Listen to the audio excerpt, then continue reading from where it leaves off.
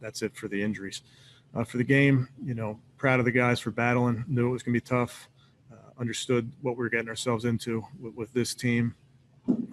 I think very highly of them. I think they're well coached. I think they play hard. And I thought our guys really matched that level of intensity that's required. So proud of those guys. Some great individual efforts. And now we got to get back home, have a great week of work, and then right back at you here in New York. So any questions, I will take them. Thank you, Coach. First one will go to Jake Trotter. Kevin, how did you think that Baker played tonight, particularly the accuracy? And do you feel like just every game his confidence continues to grow, especially the second half of this season? Yeah, I thought Baker was outstanding tonight. He was dialed in. It's really what I expect from him. It's what he expects from himself. It's how he practices. But I really thought he was sharp. Thank you, Jake. Next is Tom Withers. Thanks, Rob. Thanks, Kevin. Congratulations. You've been in this league long enough to know that getting to 10 wins is tough at any time. What kind of an accomplishment is that? Yeah, getting the one win a week is hard, So we understand that. Our focus will forever remain right there. So proud of the guys, how they battled tonight. But we've got to come back out and do it next week. It's just the nature of this beast. So Coach Judge was very aggressive, obviously, in the first half. Can you just talk about the fourth down play at the 5, the play that Sheldon made there, what kind of a momentum swinger that was? Yeah, I thought, special teams able to defend that play, and then hands team, I know it wasn't perfect, but came through again for us. So was pleased with those guys. Thanks. Thank you, Tom. Jeff Shadell is next. Kevin, can you talk about Nick Harris there? He steps in for Chris, obviously. How do you think he played? Yeah, I know Nick's going to battle. I'm not surprised. I haven't watched the tape, but I'm not surprised that he can go in there and battle and fight. He's a very smart player, being able to play center and guard for us. Not surprised that he's ready to go when we need him. But, again, got to look at the tape to give you a full evaluation, but really pleased with where Nick is as a player. He's continuing to develop, works very, very hard with Coach Callahan and Coach Peters. Thank you, Jeff. We'll go to Mary Kay Cabot. Yeah, first of all, can you just kind of give us an idea of why Mac Wilson was inactive tonight? Just my decision, Mary Kay. Okay. And then how did you think that Miles came through this game? I know he had the half a sack there at the end, but, he revealed to us that he's still kind of working his way back. How did you think he looked? Yeah, again, I'll have to look at it, but from the sideline, I thought he looked like himself, had a few good rushes in there. I think the quarterback was getting the ball out pretty quick, so didn't have a ton of opportunities. But he's coming along. He looks like Miles to me, and I understand that he's working his way back, but I think he's looking pretty good to me. Thank you. Thank you, Mary Kay. Fred Greetham is next. Yeah, Coach, how satisfying was that to go 95 yards twice and 75 yards? I mean, took up a lot of time and kind of controlled the clock in the game. Yeah, those were some big drives for us, and we needed them. When you ever go that length of the field, you're likely making a play on third or fourth down. So I feel like our guys did a nice job of understanding the plan, knowing situationally what we were doing. Baker made plays with his feet on third down, which is always, adds an element to our attack. So anytime you can get a long drive, it's good because it chews up the clock and puts points on the board. Thanks, Fred. Nate Ulrich, you're up. Hey, Kevin, what went into naming Baker game captain tonight? Yeah, I just kind of every week think about what the message is going to be for that week. And, Baker's a fighter. You guys know that. I know that. And I thought that was what was going to be required tonight in this game. And obviously you touched on Nick Harris going in for Hubbard. Do you have a sense or a feel just coming off the field for how your offensive line performed tonight? Did we give up one sack?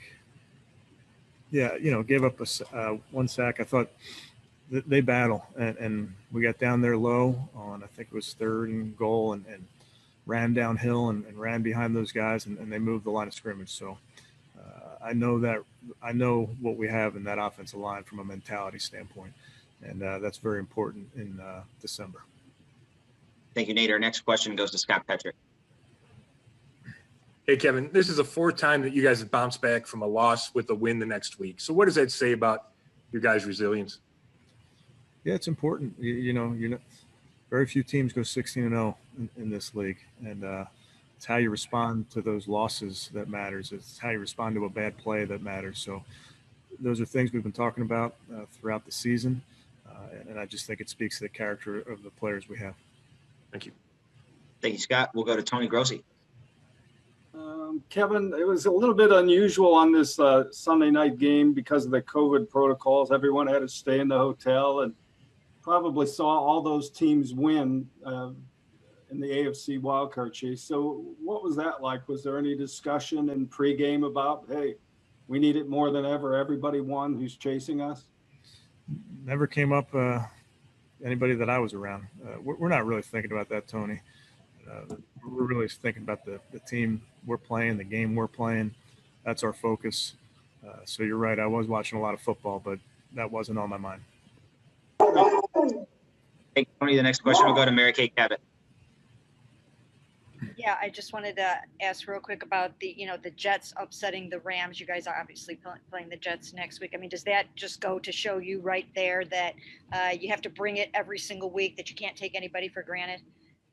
Yeah, I mean, it's the National Football League. I trust that the Jets are going to give us everything they got next week. Thank you. Thanks, Mary Kay. Back to Nate Ulrich.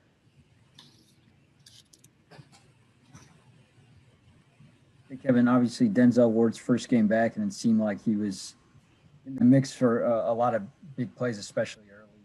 What did you see out of him? What kind of lift did he give you guys? Yeah, I thought they went after him early to see, how he was.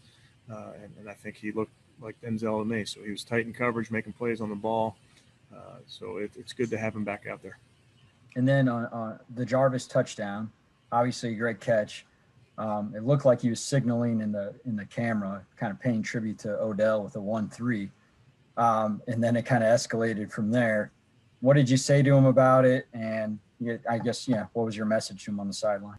Yeah, I mean, he didn't think it was a penalty. I'll look at it on the TV copy, but I just told him you can't hurt the team. No matter what, you can't hurt the team. Thank you, Nate. We're going to take two more. Jason Lloyd, Doug Maurice. Jason, go ahead. Kevin, you got 14 games now with Baker. Obviously, the relationship has grown in that time. Is there one area, is there one thing you can point to where you feel more comfortable with him now that you have so much time with him and so much film and reps? I don't think there's one thing, Jason, but I would tell you with all the players that we're coaching, that I'm coaching, I hope that we're all getting to know each other. You get in these battles. So there's high points, there's low points, and we're fighting together. So I think for all the guys, we're understanding that this is a long journey we're on, and it's never perfect, but we have a bunch of guys that will fight their rear ends off. You say often about you pride yourself on getting him in a rhythm early and getting him comfortable early and setting him up for success. Are you getting more aggressive with him earlier in games now and giving him opportunities and throws down the field that weren't happening in the first half of the year? I just think we're trying to do each week what we think makes sense to go score some points. If that means, a few more passes or a few more runs, that's what we'll do. So I don't know if it is different than the beginning of the year, Jason. I'd have to go check the game script, so to speak, but we're just trying to do whatever we think makes sense in that game. Thanks. Thanks, Jason. Final one for Coach goes to Doug Maurice. Kevin, you mentioned the long drives. Each team only had 7 possessions tonight. I know games unfold in different ways, but when you get in a game like that where maybe the possessions are limited and teams are holding the ball, I don't know, are you comfortable with that? How does that fit your team if that's how a game goes? Yeah, I would say we're comfortable with it. I go back, we had a 4th down play that we really liked, and the ball got batted down at the line, and you're off the field. So you're trying to make every one of these drives count, and you want to come away with 7s on each of these because you're right. You don't know the type of game you're going to be in. So there is a sense of urgency really from the jump, from the very first drive, that you better come away with 7s because that's just the nature of this game.